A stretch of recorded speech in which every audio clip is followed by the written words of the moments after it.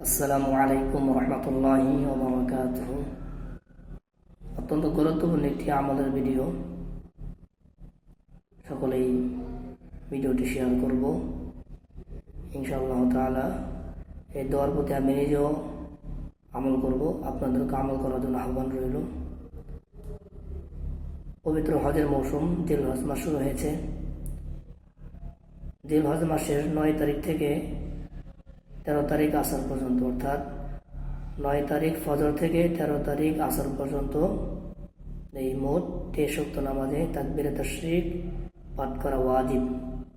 তো তাকবীরে তাশরিক এটা কীভাবে পাঠ করে এবং দোয়াটা কি, এটা অনেকে জানে না। সকলকে জানানোর জন্যই আমার এই আমলের ভিডিও বার্তা।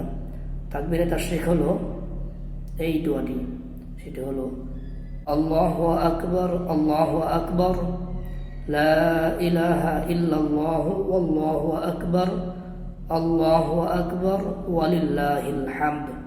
দোয়াটা আমি আবার পাঠ করছি, ভালো করে শুনবেন।